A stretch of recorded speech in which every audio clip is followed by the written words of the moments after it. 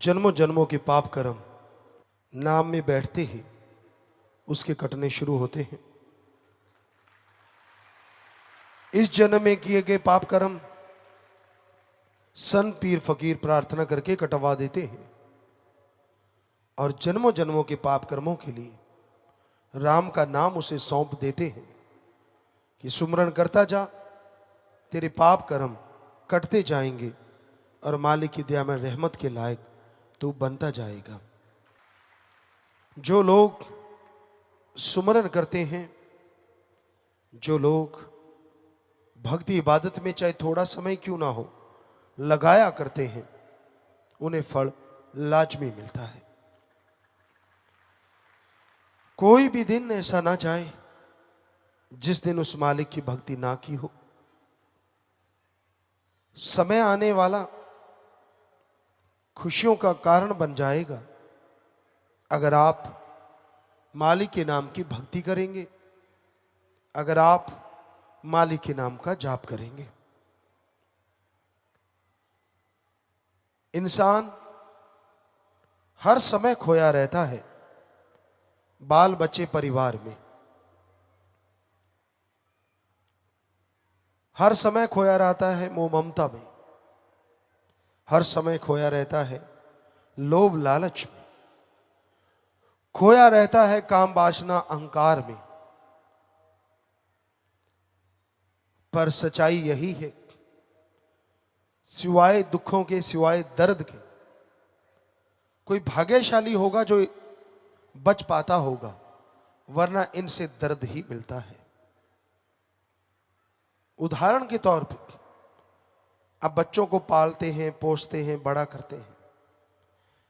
Indian culture ये है कि अब बड़ा लाड लड़ाया जाता है, आप ना खा के बच्चों को खिलाया जाता है।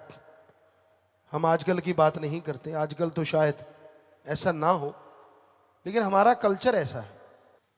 और उनको पढ़ाना, उनके लिए सपने संजोना हर माँ बाप का एक कर्तव्य सा हो जाता है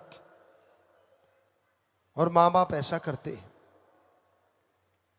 बच्चे बड़े होते हैं, माँ बाप को और खुशी होती है कि अब ये मेरे साथ देंगे, कंधे से कंधा मिला के मेरा साथ चलेंगे।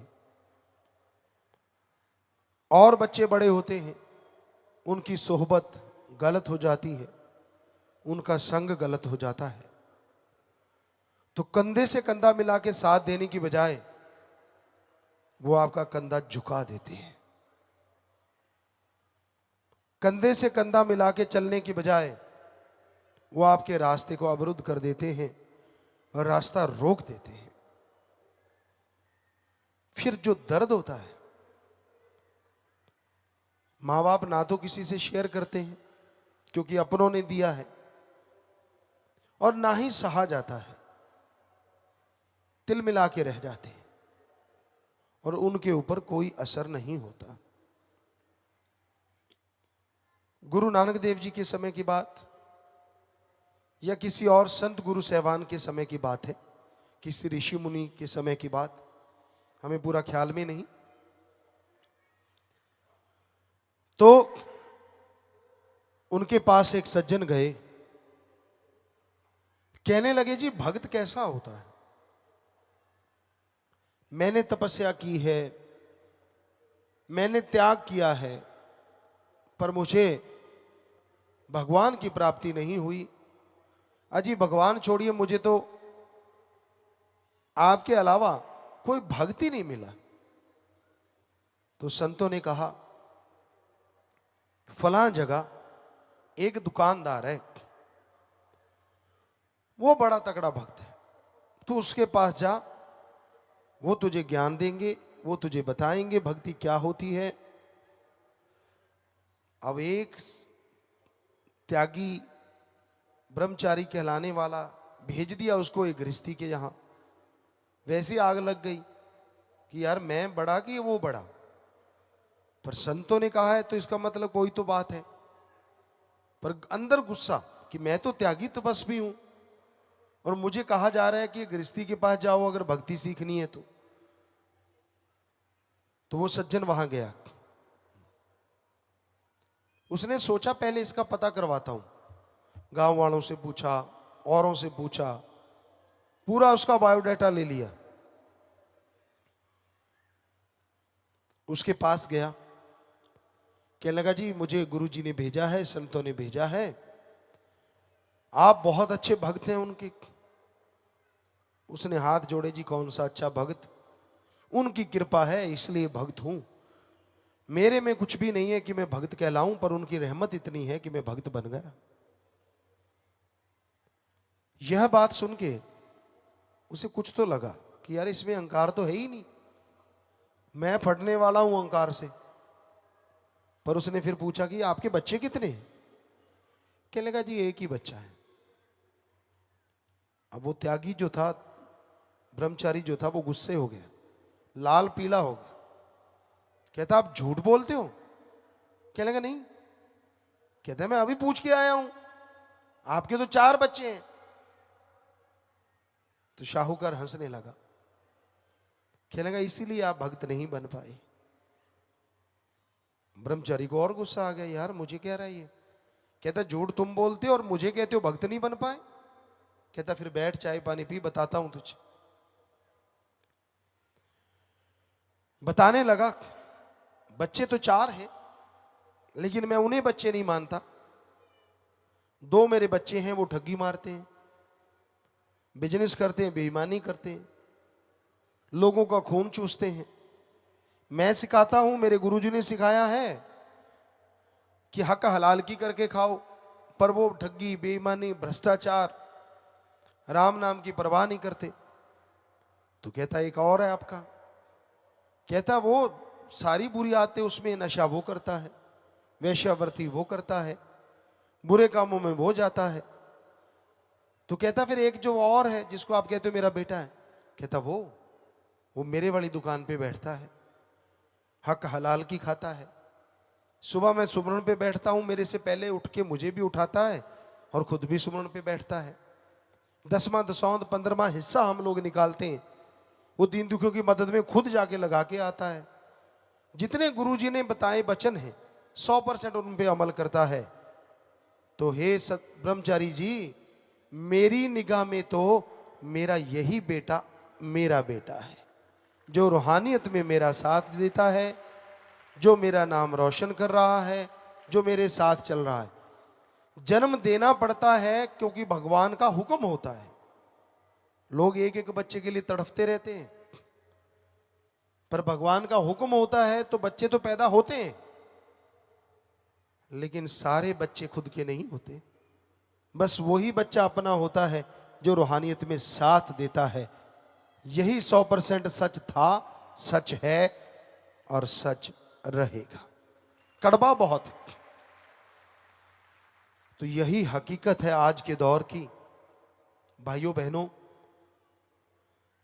यही सच है आज का कि जो आपका साथ दें मां बाप, जो आपका साथ दें बेटा बेटी, वही आपके अपने हैं। बाकी तो बस गुजरे हुए सपने हैं। पता नहीं कब वो सपना लिया और कब वो गुजर गया। इसलिए हम तो एक ही बात जानते हैं, हद से ज्यादा प्यार ना करो।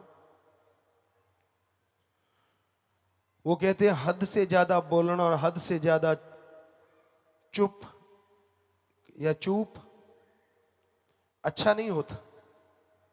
ना हद से ज्यादा बोलना, ना हद से ज्यादा चुप, ना हद से ज्यादा मेघला और ना हद से ज्यादा धूप। कोई भी चीज हद से ज्यादा जो होती है वो खतरनाक ही होती है। बच्चे आपने पैदा किए गधों के भी होते हैं। इतने लंपट ना हो जाओ, इतने मोहित ना हो जाओ कि जब वो आंखें दिखाएं तो आपको दर्द हो। पहले से ही सोच लो कि हां मेरा कर्तव्य है, मैंने प्यार करना है, लेकिन अपना पेट काट के उनको प्यार मत करो। खुद के लिए भी करो, बच्चों को भी करके दो। ये मतलब नहीं है कि सब कुछ उनको सौंप दो। हम तो एक ही बात जानते हैं और जो प्रैक्टिकली हमने देखी है, अगर आपके पास सब कुछ है तो आपके पांव के हाथ लगाएंगे आपके बच्चे, और आपके पास कुछ नहीं है तो ऐसा कलयुग है, कोई आपका मुंह नहीं देखेगा, कोई आपको बात नहीं करेगा। इसलिए जमीन जायदाद अपने नाम रखो, हिस्सा देते रहो। ये नहीं कहते कि बच्चों को तंग करो, उनका जो हिस्सा बनता है, पर संतुष्ट कोई नहीं होता। चाहे करोड़ों बांट दो, उसने कहना यही होता है कि मुझे कुछ नहीं दिया, मुझे कुछ नहीं दिया, मुझे कुछ नहीं दिया। लाखों बांट दो, हजारों बांट दो, कभी नहीं कहेगा कि मेरे को बहुत कुछ मिला, बल्कि रोते रोते लोगों को यही कहेगा, मुझे तो कुछ नहीं दिया, मुझे तो कुछ नहीं दिया। ऐसा हमने आजमाया है। तो ऐसे बच्चे जो होते हैं ना, और उस भक्त ने फिर आगे दिखाया था, ख्याल में आया हमें, जब वो ब्रह्मचारी ने कहा कि ऐसा मेरे को तो कुछ लगता नहीं, तो उसने दिखाया कि ये मेरे दुश्मन पैदा हुए हैं, और उसको दिखाया कि पिछले जन्म में इन्होंने मेरे साथ, मैंने कुछ नहीं किया था, लेकिन शायद मेरा कोई लेना देना रह गया होगा, ये मेरे से ऋण उतारने आए हैं। तो कई बार कोख में पड़ के लोग बदला भी ले लेते हैं, ऐसा भी होता है। पर 100 पंजाबी में कहावत कहते, 100 हथ रस्सा ते सिरे ते गंढ। माँ बाप वही अच्छे हैं जो अच्छाई में साथ दें, और बच्चा वही अच्छा है जो सच्चाई में साथ रहे। वरना भाई जन्म देना पड़ता है, जन्म लोग देते हैं, ईश्वर की वो मर्जी होती है, पर सारे अच्छे हों, सारे लायक हों, ऐसा होता नहीं। हम तो गुरु हैं, हमने देखा है 6 करोड़ लोगों को, उनकी जिंदगी बचाते देखा, राम को, अल्लाह वाहिगुरु गॉड को। उनके कर्मों में चीजें नहीं होती, वो उनको मिलती देखा। उनके मौत जैसे कर्मों को कंकर में बदलते देखा। लेकिन सब कुछ हो हवा के, वो वहीं पहुंच जाते हैं कि हमें तो कुछ किया ही नहीं, हमें तो राम ने कुछ दिया ही नहीं। तो ऐसे शिष्य, ऐसी औलाद होने से ना होनी भला, लेकिन वो ईश्वर की मर्जी होती है। जैसे आपको पहले बताया, औलाद हो तो जाती है, लेकिन कोई किसी रूप में पैदा होता है, कोई किसी रूप में। सतगुरु वचन तो कर देते हैं, लेकिन आगे पात्र अगर ना संभाले तो वचन वापस हो जाते हैं।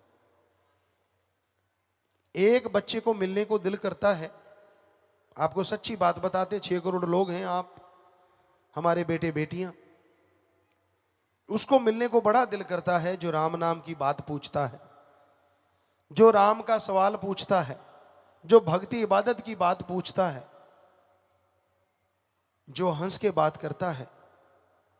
उसको कहीं ना कहीं चलते फिरते बात करने को दिल करता है, पर उसका तो कैसे बात करें जिसको लाख बार ये पता चल चुका है कि अगर बीमार हो तो बीमारी का प्रसाद लो, सुमण करके दवाई लो, अपने हॉस्पिटल से ले लो, बाहर से फायदा नहीं, आधा घंटा सुमण करके दवाई लो, मालिक रहमत करेगा। पर वो आके फिर पूछता मैं बीमार हूं, क्या करूं। जिसने हजारों बार हमने ये वचन सुने हो, उसके बाद भी वो पूछे, तो क्या उससे बात करने को दिल करे? फिर भी करता है। फिर भी फकीर हैं हम, फिर भी उसको कह देते हैं बेटा, यही बात दोहरा देते हैं, पर असर नहीं होता। असर तो उसको होता है जिसने एक बार सुन लिया और पल्ले बांध लिया कि इस बात का ये जवाब मुझे मिल चुका है, सारी जिंदगी मैं इसी को मानूंगा। और सतगुरु यूं यूं उसके काम संवारता है, यूं चुटकी में। सो इस भरम में मत रह जाना कि आप पता नहीं क्या बन गए। पेपरवाजी ने एक भजन शायद ऐसे लोगों के लिए लिखा है, क्या बन गया भाई, क्या हो गया, माया के नशे में मदहोश हो गया। तो वो सच्चाई है, वास्तविकता है कि क्या बन गया भाई, क्या समझता है तू अपने आप को। अरे राम चाहे एक निगाह मारे तो राख को कोहिनूर में बदल दे। वो वाहिगुरु, वो राम, वो गॉड, वो खुदा, और तू चंद नोट लगा के ये सोचता है कि मैंने पता नहीं क्या कर दिया। भक्ति सच्ची कौन सी होती है? सतगुरु कहे, गुरु सिख बिना चूंच रा के मान ले, उससे बड़ी भक्ति कोई हो नहीं सकती। और उसी बात को सतगुरु को बार बार कहना पड़े तो आप खुद ही सोच लीजिए आपकी भक्ति कितनी है। हम तो एक ही बात जानते थे, परम पिताजी ने जब बुलाया, बेपरवाही चलते चलते भी सीढ़ियां चढ़ते चढ़ते कोई बात कह जाते थे, शाम को उनको रिजल्ट मिलता था, कहना नहीं पड़ता था। कोई बात कह जाते थे, हम उनको कहा करते थे बेपरवाही आपने ये बात कही थी, पर वो इतनी पूरी हो गई, इतनी रह गई। और आजकल के बच्चे, उनको तो ये भी याद नहीं रहता कि सतगुरु ने हमें कोई आदेश भी दिया था, हमें कोई बात भी कही थी कि कुछ करने वाला है, हम फिर से उनको याद करवाएं। हैरानी है ना, हम लाखों काम करते रहते, दिन रात लगे रहते, हमें फिर भी याद आया था अच्छा ये काम उन्होंने क्यों नहीं किया, और उनके पास सिर्फ एक ही काम दिया होता है, वो भी याद नहीं। कितनी हैरानी की बात होती है। तो गुरु मुर्शिद कामिल, तो खुशियां तो वही लूटता है भाई, ना तो हम किसी को लगा के कहते हैं, ना हमारी किसी से कोई दुश्मनी होती है, हम तो सच बताते हैं। अगर मान लो तो ब्लड कैंसर भी ठीक हो जाए, ना मानो तो जुकाम भी ठीक ना हो भाई, सीधी सी बात। यहां कोई ये गारंटी नहीं है कि हर बंदे का चौथे स्टेज का कैंसर ठीक हो जाएगा, और ये गारंटी भी है जो मान लेगा चौथा स्टेज तो गया, 10वां स्टेज भी होगा तो भी ठीक हो जाएगा, ये भी गारंटी है, क्योंकि ये साईं शाह सतनाम शाह मस्तान का दर है, बात मानने की है। बेपरवाजी एक बात कहा करते थे, कुल्ले लैन होशियारां दे। सतगुरु से जो होशियारियां करते हैं ना, चोरी, ठगी, बेईमानी, ये कर रहे हैं आज के लोग, पढ़ के जो कड़े हुए हैं, हमें पता है सबका, आज भी नहीं हट रहे उनकी। वो जो कह रहे हैं ना कि दो लोग सिर जोड़ते हैं, जोड़ी कह लो, तिर जोड़ी कह लो, जो 3 जोड़ते हैं उनको क्या कहें, या 4 जोड़ते हैं, 5 जोड़ते हैं, वो आज भी नहीं हटते। हट जाए तो अच्छा है, ना हटे तो भाई फिर कर्म करो खोटे, पड़ेंगे बड़े सोटे, फिर पूछनी नहीं किसी तेरी बात रे। बेपरवाजी के ये भजन, भजन नहीं शब्द, और शब्द ही नहीं वचन उस परमपिता परमात्मा की। तो कर्म कभी गलत ना करो, फन्ने खा मत बनो, उसके सामने फन्ने खाइयां निकल जाया करती हैं। पूरी बात हमें ख्याल में नहीं, लेकिन एक थोड़ा सा ख्याल में आता, बहुत बचपन में हमने पढ़ा था कुछ। तो एक सज्जन थे, वो अपने आप को ये समझने लग गए कि मैं तो भाई सतगुरु के बराबर का हो गया। उनका रिश्तेदार था वो, और वह कहीं से कुछ सामान लेने गया, हथियार लेने गया, कुछ भी मान लीजिए, अशरफियां भर के ले गया, और उसने सोच लिया अंदर कि सतगुरु मैं तो, कमी तो मेरे में है ही नहीं, मैं तो भजन बाणी भी लिखता हूं, मैं ये भी करता हूं, मैं वो भी करता हूं, मैं तो आपके बराबर जैसा ही हो गया हूं, तो देखते हैं। उसने एक दोहा लिखा था कि सतगुरु कोई भी खेल खेले, पूरा मुरीद जो होता है वो पढ़ लेता है, पहचान लेता है। तो गुरुजी कहते ठीक है भाई, ये क्या लिखा है? कहते जी सच लिखा मैंने। कहते ठीक है, संतों ने कहा जाओ। तो वो बिजनेस करने गए, या हथियार या जो भी उस समय की मांग थी, अशरफियों की 2 खच्चर भर के ले गए, सौदा हो गया। अब वो अशरफियां देनी थी, सामान लेना था, तो उसने देखा कि चलो अशरफियां उतरवा लेता हूं। उसने जैसे अशरफियां नीचे उतारी, तो टूटे हुए मटके की वो टीकरियां थी, अशरफियां खत्म हो गई। सोने की अशरफियां नहीं, वो फूटे हुए मटके उसने अपने हाथों से भरी थी, आके देखी भी थी टेंट में कि हाँ भाई सोना है, अशरफियां हैं। लेकिन जब उतार के अगले सौदे के पैसे देने थे 2 घंटे बाद, तो जब उल्टाया तो उसमें फूटे हुए मटके के वो पीस थे। तंबू फाड़ के भाग गया, गुरु जी के चरणों में गिरा। संत कहते क्यों भाई, क्या हाल है? कहता जी अगर गुरु खेल रचावे, शिष्य की क्या औकात जो उसे समझ पावे। तो उसी के मुंह से कहलवा दिया। तो सतगुरु तो इतने डाढ़े होते हैं भाई, वो राम तो, वो अल्लाह मालिक तो, पर कईयों को ये हो जाता है, भ्रम हो जाता है कि यार मेरा कौन सा पता चला है, मैं जो कर रहा हूं उसका तो पता ही नहीं है। वो इस भ्रम में पाप करते जाते हैं, पाप करते जाते हैं, और जब उनकी बॉडी पे आता है, जब उन्हें भोगना पड़ता है, तब चिल्लाते हैं यार ये क्यों हो गया मेरा। आसपास वाले लोग भी देखते हैं यार ये तो भगत था।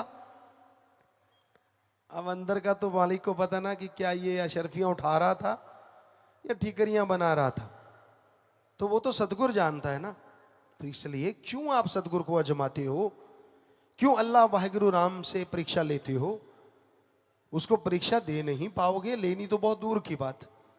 इसलिए बुरे कर्म छोड़ दो, बुरी हरकतें छोड़ दो। वो इंतजार करता है, कुछ नहीं कहता, माफ करता जाता है, करता जाता है, करता जाता है। अब सुधरा, अब सुधरा, अब सुधरा, अब सुधरा, नहीं सुधरा तो फिर उसे सुधारना तो आता है, वो सब जानता है।